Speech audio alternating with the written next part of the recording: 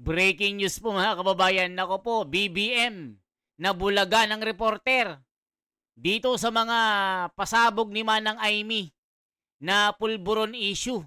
At dito rin tinanong yung bagong pasabog ni Saldico na bilyon-bilyon ang kickback at si BBM ang mastermind. Nako po mga kababayan, BBM, sabi nung komento, nagka-utal-utal eh. Hindi ko pa napapanood kasi, mga kababayan. So si BBM, nagka-utal-utal. Sabi, hindi ko pa napapanood, kaya sabay-sabay po nating panoorin ito.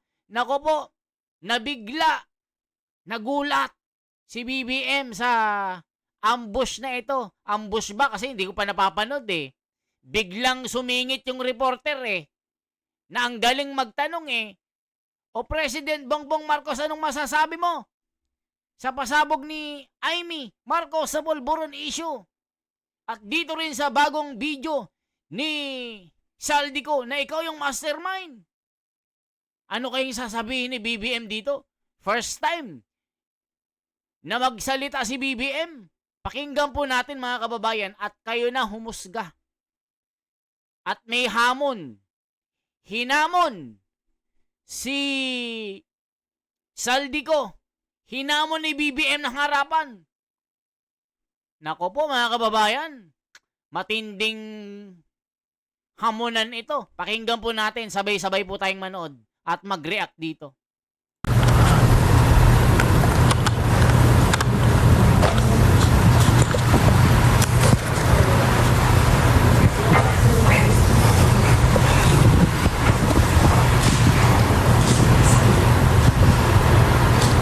Good afternoon, sir. Yes. Sir, how do you respond to the drug use accusations made by no less than your sister, Senator Aimee Marcos, against you and the First Family? Sir, were you hurt by her accusations, and how do you explain these claims to the public? It's anathema to me to talk about family matters generally in public.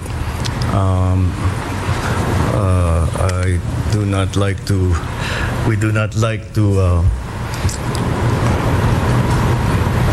show our dirty linen in public. I'll just say this much. For a while now, we've been very worried about my sister. When I say we, I'm talking about friends and family. And the reason that is because the lady that you see talking on TV is not my sister. And that view is shared by our cousins, our friends. Hindi siya yan. Hindi siya yan. So that's why we worry. So we are very worried about her. I hope she feels better soon. Sir, quick follow-up lang po. Nagkausap na po ba kayo, sir? Or do you intend to talk to your sister? We don't really, we no longer travel in the same circles, political or otherwise. So no. Okay, thank you, Mr. Thank you, President. Thank For you. the last question, Kat Domingo, ABS-CBN. Good afternoon, Mr. President. Sir, we understand that you earlier mentioned that you do not want to dignify statements from former You do not want to dignify statements from former Ako Bicol Party List Representative Zaldico, but he came out with a recent video claiming that you receive over 50 billion, if I'm correct, in kickbacks. Yeah. We know that you don't want to respond to this anymore, but the public begs for your answer. How do you actually convince the public that in this battle of he said versus you said, how do you convince the public that you are the more credible side of this story, and how do you respond to his allegations directly? Well, look at the quality of the statements. Alam mo, how mahaba nang naging mga usapan natin tungkol sa fake news. Anyone can go online and make all kinds of claims and say all kinds of things. Paulit-ulit. But there's it means nothing. For it to mean something, umuwi siya rito. Harapin niya yung mga kaso niya. Kung meron siyang gusto sabihin niya. Malalaman naman ng tao yan eh. Patunayan niya. But come home. Come home. Ba't ka nagtatago sa malayo? Ako, hindi ako nagtatago eh. Kung meron kang akusasyon sa akin, nandito ako. Gawin niyo ang pareho. At para patas lang naman. Okay. Thank you very much, Mr. President. That ends our Alright, press conference thank you. this afternoon. Thank you very much. Good afternoon. So yan po ang matinding hamon ni BBM, umuwi at harapin ang mga kaso ni Saldico. Kung ano man yung mga allegedly binibintang kay BBM, harapin niya, huwag magtago.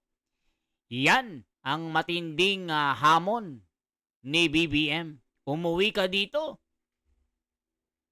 Oo nga naman, umuwi ka nga. Umuwi ka, harapin mo yung sarili mo. Umuwi ka para harapin si BBM. Hindi ako nagtatago. Oy, maging fair tayo mga kababayan ha. Dito, yung sabi ni BBM na harapin mo ako, wag kang magtago, may point itong si Saldico. Pero yun nga lang, ang kinababahala ng partido ni Saldico, baka mamaya may kumursunada sa kanya at baka sa airport pa lang ay baka meron nang mangyari sa kanya. Baka magkaroon ng Ninoy Part 2. Yan ang sinasabi nila mga kababayan.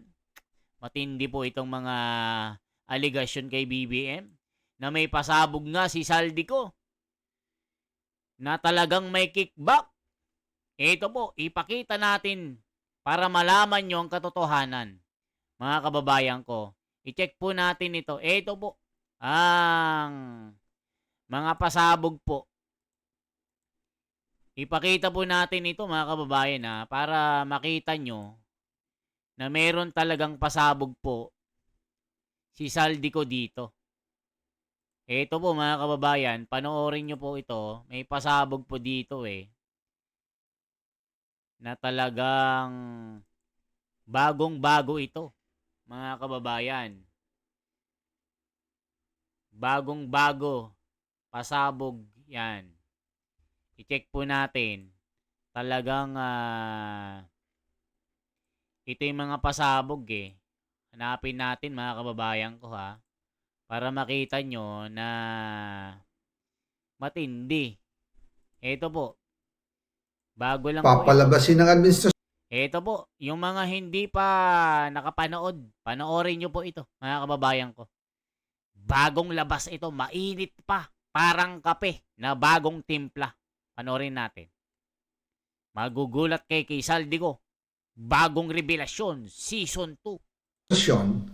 na papalabasin ng administrasyon na ako ay isang terorista sa loob at labas ng Pilipinas. Para mailibing ako kasama ang katotohanan kahit saan man ako pumunta. Sinabi na agad sa akin ni Speaker Romualdez na kailangan ko makapag-deliver ng 2 billion pesos kada buwan para sa pagdi-deliver ng male-maletang pera patungo sa bahay ni Speaker. Ang sinabi mismo ni Speaker Martin sa akin na hati sila ni Pangulong Marcos sa perang yon para gamitin bilang bagsakan at imbakan ng pera mula sa mga SOP, collection at deliveries na para sa Pangulo. Huwag mo akong pigilan sa mga insertions ko. Huwag ka nang makialam sa budget. Ang gusto niya ng 50 billion pesos na insertion. Ngunit ang sagot ng Pangulo, humingi ka ng bago or dagdag na insertions.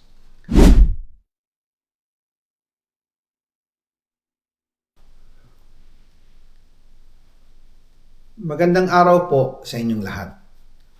Bago ko ipagpatuloy ang aking paliwanag, nais ko munang magpasalamat sa inyo. Maraming salamat sa inyong bukas na isipan, sa inyong pasensya, at sa pagtanggap ninyo sa mga impormasyong aking ibinabahagi. Alam kong hindi madali ang mga paksang ito. Mabibigat at mahirap tanggapin. Hindi po ako makauwi dahil malaki ang banta sa buhay ko. Ngayon naman ay meron kaming natanggap na balita. Papalabasin ng administrasyon na ako ay isang terorista sa loob at labas ng Pilipinas. Para mailibing ako kasama ang katotohanan kahit saan man ako pumunta. Pero mahalagang malaman ng taong bayan ang katotohanan. Muli, taos-puso akong nagpapasalamat sa inyong pakikinig. Una po sa lahat, sinasabi ng ICI at ni Henry Alcantara na 21 billion pesos daw ang napunta sa akin. Hindi po totoo yun. Wala akong natanggap na ganyang halaga. Ang totoo, mula 2022 hanggang 2025, ang kabuuang pera na dumaan sa akin para ibigay kay Pangulong Bongbong Marcos at kay dating Speaker Martin Romualdez ay umabot sa 56 billion pesos at hiwalay pa dyan ang 100 billion pesos insertion ng Pangulo sa 2025 budget. Pati na rin ang 97 billion pesos flood control insertion na inilagay sa NEP ng 2026 national budget. Balikan natin kung paano ito nagsimula. Noong 2022, kakaupo ko pa lang bilang chairman ng House Committee on Appropriations, sinabi na agad sa akin ni Speaker Romualdez na kailangan ko makapag-deliver ng 2 billion pesos kada buwan. Makalipas ang ilang araw, tumawag sa akin si Yusek Bernardo. Sabi niya, kailangan ng tulong ng Bulacan sa problema nila sa baha. Pinapunta niya sa opisina ko sa Kongreso si DPWH District Engineer Henry Alcantara. Sa naging meeting namin ni Alcantara, siya mismo ang nag-offer kung paano ang hatian sa mga proyekto ng DPWH. 22% para kay Speaker Romualdez, 2% para kay Yusek Bernardo at 1% para sa kanya. Doon po nagsimula ang tinatawag nilang deliveries. Ang sistema po ay ganito. Ang mga tao ni Henry Alcantara ay nakikipag-ugnayan sa mga tao ko na sina Paul Estrada at Mark Tiksay. Sila ang tumatanggap na pera mula sa mga tao ni Alcantara. Minsan sa bahay ko sa Valle Verde, minsan naman sa BGC parking. Pagkatapos nilang makuha ang pera, sila Mark at Paul naman ang nag-aayos o nakikipag-coordinate sa tauhan ni Speaker Martin Romualdez na si Jocelyn Sereno para sa pagdi-deliver ng male-maletang pera patungo sa bahay ni Speaker. Una, sa North Forbes Park sa McKinley Drive at nang lumipat siya sa number 14 Nara Street, South Forbes Park. Gusto ko pong linawin, hindi ako nakikialam sa mismong proseso ng paghatid. Dumaan lang po sa akin ang pera na agad dinideliver kay Speaker Romualdez. Ako lang po ang nagko-confirm sa text kay Speaker kapag nadala na ang pera sa bahay niya. At lahat ng ito, mula sa unang utos noong 2022 hanggang sa huling delivery noong 2025. Umabot sa mahigit 55 billion pesos plus ang naihatid sa bahay ni dating Speaker Martin Romualdez.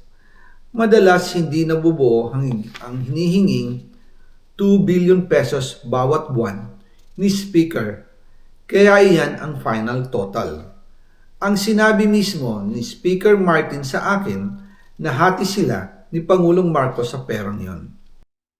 Ayan, grabe mga allegation, 56 billion. Pinaghati-hatian nila ang pera ng bayan na taxpayer natin. Tayo mga taxpayer, iba naman ang nakikinabang.